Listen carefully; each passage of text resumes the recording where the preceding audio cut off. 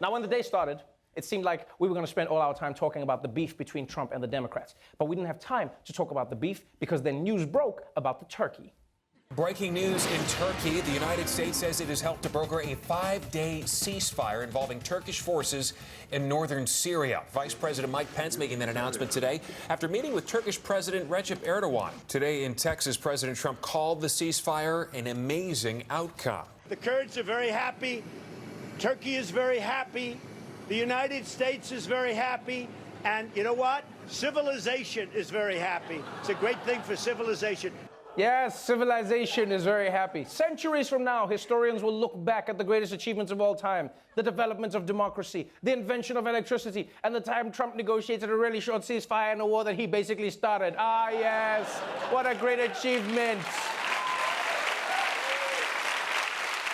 Civilization.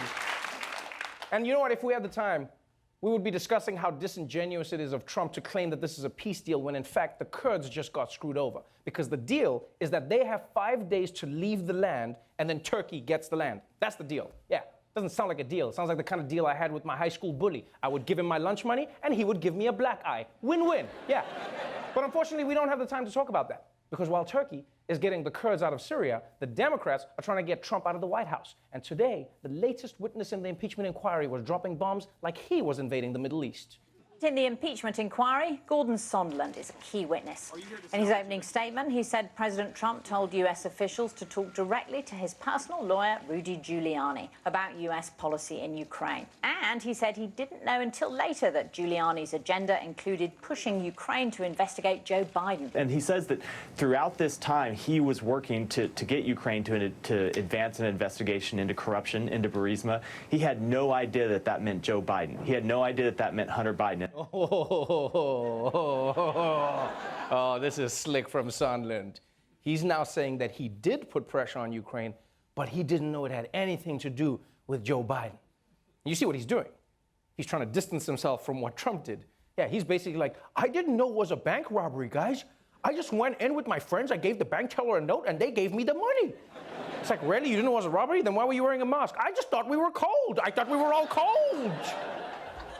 I honestly wish we had more time to go through Ambassador Sondland's full testimony because he had a lot to say. But Mick Mulvaney, Trump's Cheif of Staff, an Excel spreadsheet came to life. He came out and he held a surprise press conference and shocked everyone in the room. We're following breaking news, a truly stunning admission from the White House. Acting Chief of Staff Mick Mulvaney directly contradicting President Trump on a quid pro quo with Ukraine, saying hundreds of millions of dollars in U.S. military aid was tied to an investigation of Democrats in the 2016 election. So the demand for an investigation into the Democrats was part of the reason that it was ordered to withhold funding to Ukraine. The look back to what happened in 2016 certainly was part of the thing that he was worried about in corruption with that nation. And that is absolutely appropriate. What you just described is a quid pro quo. We do that all the time with foreign policy. And I have news for everybody. Get over it. There's going to be political influence in foreign policy. Okay, hold up. Trump has said on multiple occasions, no quid pro quo of any kind.